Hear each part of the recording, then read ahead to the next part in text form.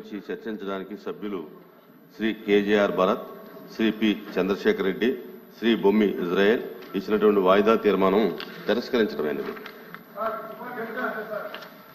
Paper included in the agenda is deemed to have been placed on the table of the house. No. ఇది మంచి business కాదు. మీరు రోజు adjournment motion ఇవ్వటం, తిరస్కరించిన తర్వాత ఇక్కడ రావటం, మీ సీట్లో కూర్చోండి. ఇది మంచి బిజినెస్ కాదు. మీకు రోజు ఈ ప్రాక్టీస్ మంచిది కాదు. మీరు అడ్జర్న్మెంట్ మోషన్ ఇచ్చారు, తిరస్కరించాం, మీరు కూర్చుని ఏదైనా ఉంటే అక్కడ మాట్లాడండి తప్ప మీరు రోజు ఈ ప్రాక్టీస్ అనేది మంచిది కాదు. ఈ సాంప్రదాయం కూడా మంచిది కాదు. No. Papers included in the agenda are deemed to have been laid on the table of the house. Question 13670 Nara Lokesh Garu, Minister for Human Resource Development. Please కూర్చోండి. దయచేసి కూర్చోవాలి. అధ్యక్ష, మొదటి ప్రశ్నకి సమాధానం, మన ప్రభుత్వం కొత్త పథకం తల్లికి వందనం ప్రకటించడం జరిగింది. త్వరలో గైడ్ లైన్స్ కూడా ప్రకటిస్తాం. రెండో ప్రశ్నకి సమాధానం, బడ్జెట్ లో 9,407 కోట్ల రూపాయలు కేటాయించడం జరిగింది. మూడో ప్రశ్నకి సమాధానం అవునండి. నాలుగో ప్రశ్నకి సమాధానం, వివరాలని ఎనెక్షర్ 1 లో పొందుపరచడం జరిగింది.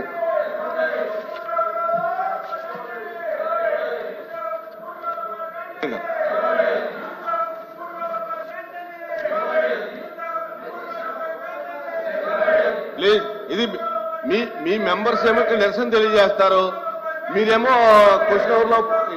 అయితే నేను కూడా అందులో జాయిన్ అయిపోయి ఆపేనా అధ్యక్ష? నేను ఆపమంటలా. అధ్యక్ష, ఇది చాలా న్యాయమైన విషయం కదండి అధ్యక్ష. కరెక్టే, కానీ ఇప్పుడు మీరు రెండు స్టాండ్స్ తీసుకుంటే కరెక్ట్ కాదు. మీ వాయిదా తీర్మానం మీద మీరు నిరసన లేకపోతే క్వశ్చన్ అవర్ లో మీరు పాల్గొంటున్నారా? ఏదో డిసైడ్ చేసుకోవాలి కదా మీరు. ఇది కరెక్ట్ కాదు.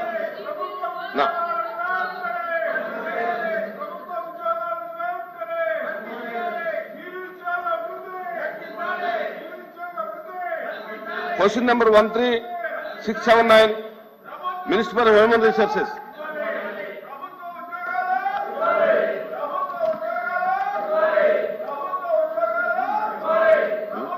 అధ్యక్ష, మొదటి ప్రశ్నకి సమాధానం అవునండి. రెండో మూడో ప్రశ్నకి సమాధానం, మెగా డిఎస్సి నోటిఫికేషన్ త్వరలో జారీ చేస్తా అధ్యక్ష. ప్రతిపక్ష పార్టీకి చెందిన నాయకులకి ఇక్కడ ఓపిక లేదు కనుక ఒక విషయం చాలా స్పష్టంగా చెప్పదలుచుకుని, ఎందుకంటే నిరుద్యోగ యువకులందరూ ఆశతో మమ్మల్ని చూస్తున్నారు. వాళ్ళందరికీ నేను సమాధానం చెప్పాల్సిన అవసరం ఉంది అధ్యక్ష. నిరుద్యోగం మీద ఆయన మాట్లాడుతున్నారు. కూర్చోండి, మీరు కూర్చొని వినండి. మినిస్టర్ కన్సర్న్ డిఎస్సీ విషయం నేను చెప్తున్నాను, ప్రశ్న సమాధానం చెప్తున్నారు. 1 minute సార్. ఇప్పుడు మీరు ఏదైతే నిరుద్యోగుల గురించి అడుగుతున్నారో దాని మీద కన్సర్న్ మినిస్టర్ గారు మాట్లాడుతుంటే మీరు కూర్చుని వినాలి కదా. అన్నాను. ఇప్పుడు మీకు ఏం కావాలి? కాదండి, అదే విషయం చెప్తున్నారు.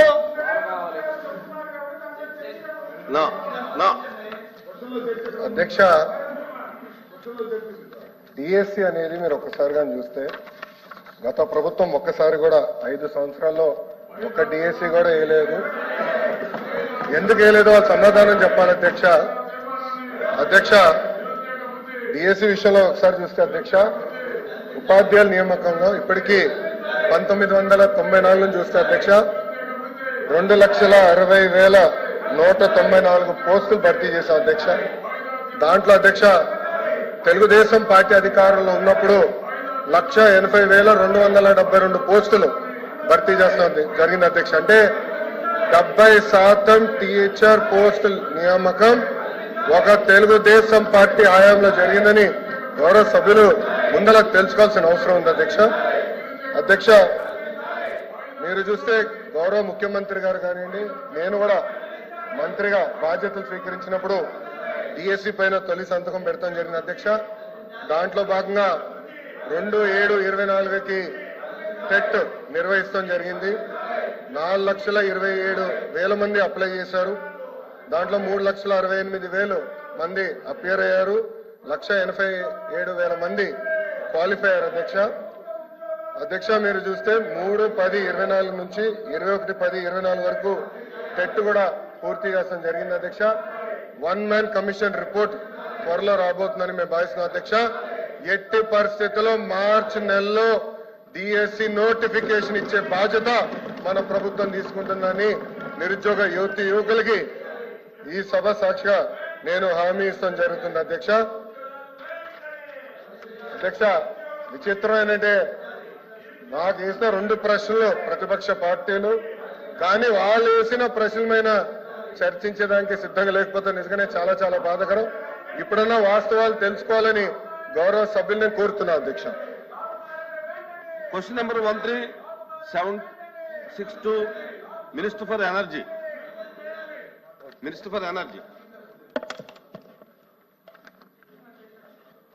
సార్, మొదటి ప్రశ్నకు సమాధానం అవునండి. రెండో ప్రశ్నకి సమాధానం లేదండి. అయితే 25/10/2024 అదేవిధంగా 29/11/2024 తేదీలు కదా గౌరవ ఏపీఆర్సీ ఉత్తర్వుల ప్రకారం ఇంధనం మరియు విద్యుత్ కొనుగోలు వ్యవసాయ సర్దుబాటు FPPACA మొత్తాన్ని 2022-23 ఆర్థిక సంవత్సరం మరియు 2023-24 ఆర్థిక సంవత్సరానికి సంబంధించిన 2024 జూన్ తర్వాత ఏపీ డిస్కమ్లు విద్యుత్ వినియోగానికి సంబంధించిన వినియోగదారుల నుంచి రికవరీ చేయడానికి ఆదేశించబడినది. మూడో ప్రశ్న సమాధానం ఈ ప్రశ్న ఉత్పన్నం కాదండి.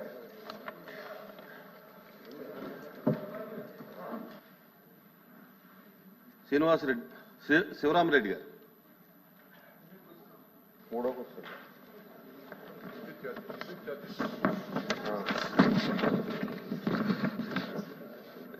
అధ్యక్ష, ఫస్ట్ క్వశ్చన్ అయిపోయిందండి.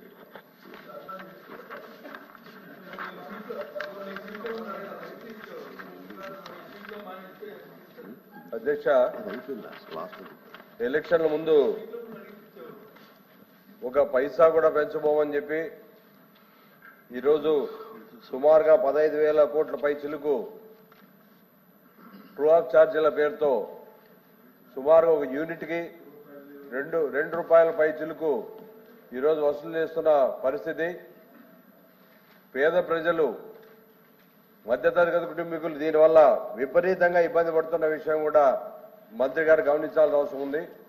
ఎలక్షన్ల ముందు ఒక పైసా కూడా పెంచాం, ఉన్న టారిఫ్లే తగ్గిస్తామని చెప్పి చాలా సభల్లో చెప్పారు అధ్యక్ష.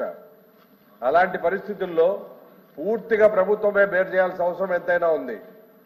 ట్రూ ఆఫ్ ఛార్జీల పేరుతో ఈరోజు విపరీతంగా ప్రజలపై భారం వేసి ఎలక్షన్ల ముందు మీరు ఇచ్చిన మాట ఏమి, ఈరోజు మీరు అనుసరిస్తున్న విధానం ఏమని కూడా వారిని ప్రశ్నిస్తున్నా. సుమారుగా లాస్ట్ టైము గతంలో టీడీపీ అధికారంలో ఉండగా 20,000 కోట్ల సర్దుబాటు ఛార్జీలను మళ్ళా వచ్చిన వైఎస్ఆర్సీపీ ప్రభుత్వం కట్టడం జరిగింది అధ్యక్ష. 42,000 వీళ్ళు కేవలం సబ్సిడీ 13,000 కోట్ల రూపాయల వరకే 13,255 కోట్లు సబ్సిడీల రూపాయలు ఇస్తే 14 నుంచి 19 వరకు అప్పటి